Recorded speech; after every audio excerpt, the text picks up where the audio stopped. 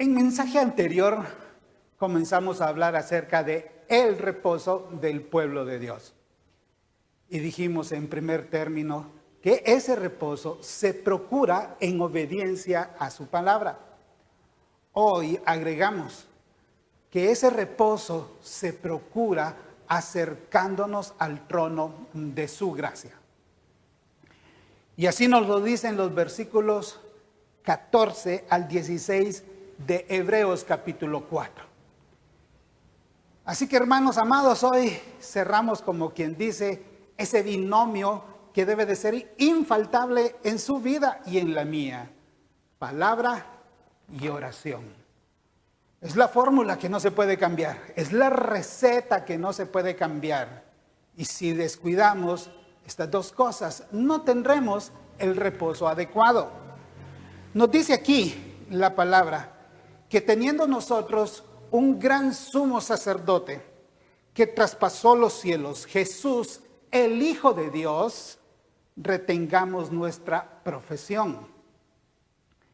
Este primer verso nos muestra que ese reposo, que es nuestro Cristo Jesús, es también el medio para que nosotros, al acercarnos a Dios, tengamos plenitud de reposo, porque Él es el sumo sacerdote. Sabemos que un sacerdote es básicamente un intermediario, una persona puesta por Dios para estar como entre el pueblo y Él, y ahí hacer literalmente una labor de intercesión. En el Antiguo Testamento, Dios estableció un orden sumo sacerdotal y sacerdotal en general también, para que estas personas ofrecieran los sacrificios en el altar que estaba en el tabernáculo, luego en el templo, que el pueblo traía para Jehová Dios, y con esos sacrificios hacer remoción por la culpa del pecado. Pero sobre todo los sacerdotes, había un sumo sacerdote, el principal de todos, y una vez, solo una vez al año, podía traspasar el velo que separaba el lugar santo del lugar santísimo del tabernáculo. Recordemos que en el diseño que Dios le entregó a Moisés sobre el tabernáculo, estaba dividido en tres grandes partes. El atrio, que sería como los patios, donde se ofrecían los sacrificios, se sacrificaban los animales. Y ya luego, en la tienda, en el tabernáculo de reunión, pues estaba el lugar santo, donde los sacerdotes entraban para mantener el incienso encendido, las lámparas también del menorá encendido y los panes de la proposición. Pero había otro lugar, el lugar santísimo, separado del lugar santo por un velo, y a ese solo podía entrar el sumo sacerdote, y una vez al año para el día de expiación, como dice Levíticos 16. Ahora tenemos un sumo sacerdote de un orden superior, que es Jesucristo. Y Él no traspasó ese velo. Él traspasó los cielos, las nubes. Más bien, ese velo que estaba en el templo cuando Jesús murió, se rasgó de arriba hacia abajo, dando a entender de que ahora nosotros tenemos la libertad para entrar a la presencia de Dios. Y aún más, porque Cristo Jesús, al traspasar el velo de las nubes del cielo mismo, se sentó a la diestra del Padre. Y ahí, muy cerca de Él, a la par de Él, pedir por ti y pedir por mí. Eso es de verdad algo maravilloso, algo que debe ayudar para que nuestras vidas se estimulen a acercarse más al trono de la gracia. Porque dice que sabiendo esto, ahora nosotros debemos de retener nuestra profesión, es decir, esa fe que hemos profesado en Cristo, retenerla con firmeza.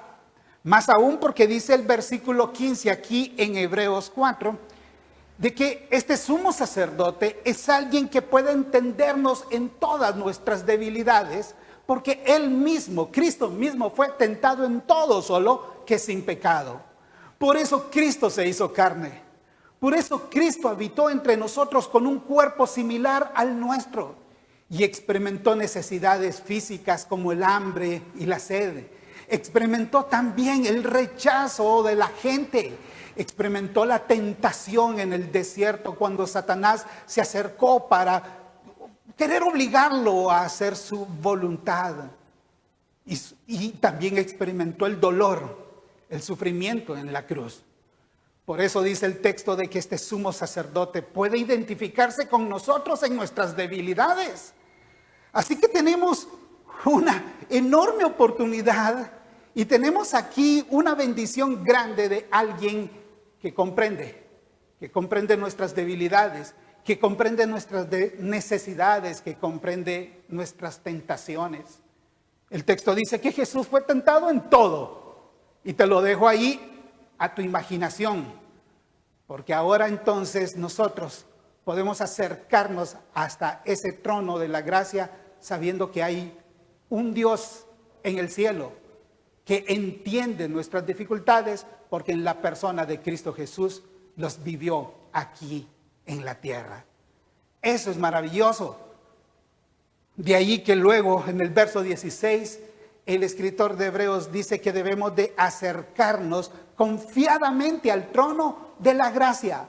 Confiadamente. Nuestro reposo es mayor, nuestro descanso, nuestra vida, ¿qué te digo yo?, de plenitud en Dios es mayor cuanto más cerca estemos de Dios y de su trono. Pero si estamos demasiado lejos de Él, si hemos descuidado nuestra oración, nuestro tiempo de búsqueda del rostro de Dios, entonces vamos a sufrir más zozobra, más angustia. Pero en la medida en que nos acercamos cada vez más y más y más y más al Señor para tener ese oportuno socorro, entonces disfrutaremos más de ese reposo del Señor. Mis hermanos, esto es de verdad maravilloso y esto es algo grande que nosotros podemos aprovechar. Confiadamente, dice, tenemos que acercarnos a Él, confiadamente. Y confiadamente es una palabra que habla de expresarnos de una forma cruda con Dios, así literalmente, de decirle a Él de una forma abierta todo lo que nosotros sentimos. Él no se va a escandalizar por lo que nosotros le contemos. Él ya lo sabe. Más bien Él está esperando de que nosotros tengamos esa libertad de poder expresarle y contarle de manera abierta todo lo que nosotros pasamos. Si al menos la respuesta no viene inmediata, si ese pronto auxilio no llega de inmediato, a lo menos tendremos el reposo, el descanso que nuestras almas necesitan. Solo en la presencia de Dios hay misericordia, es decir, benevolencia, y hay gracia, su favor, como dice este versículo. Ese es el trono de la misericordia y de la gracia. Y si nos acercamos a ese trono, podemos tener esa misericordia, esa benevolencia y ese favor de Dios en nuestras vidas. La ayuda justa o el oportuno socorro que necesitamos, dice aquí, es decir, la solución exacta para las vicisitudes que pasamos, están en el trono de la gracia de Dios. Entonces hay que acercarnos a Él. Hay que ir a Él abiertamente. Y recordar en particular que allí está nuestra paz. Como el apóstol San Pablo dice, de que es bueno que nosotros le hagamos conocer a Dios todas nuestras peticiones, en toda oración y ruego, y siempre, eso sí, con acción de gracias. Pablo dice que eso es el antídoto en contra del estrés, porque una paz suprarracional viene a proteger nuestros pensamientos y nuestros sentimientos en la persona de Cristo Jesús.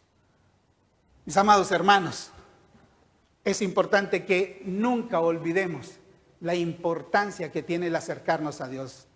tantas veces de manera personal, debo decirlo, sabiendo que orar, wow, cómo trae paz. Cuántas veces uno se ha mantenido lejos de esa oración, solo por estar ocupado demasiado en otras cosas, dándole vuelta en la cabeza y en el corazón a las dificultades, y hasta que ya no aguantamos, ahí sí, vamos a la presencia del Señor y ahí recordamos, caramba, si yo sé que esto es lo que tengo que hacer, ¿por qué es que no lo hago? Y esto es porque el enemigo quiere mantenernos lejos del trono de su gracia. Así que acerquémonos continuamente, acerquémonos de manera persistente a ese trono de la gracia para encontrar el reposo. Termino diciendo esto, que la vida cristiana, la vida espiritual de un hijo de Dios es como una tijera bien afilada, que tiene sus dos hojas listas para cortar efectivamente. Sabemos que una tijera como instrumento, como herramienta, consta de dos hojas. Si las separamos, ni siquiera como cuchillo sirve una sola hoja. Las dos tienen que estar juntas para funcionar adecuadamente. Pues en el caso de la vida espiritual, esas dos hojas son la una, la palabra de Dios, y la otra, la oración.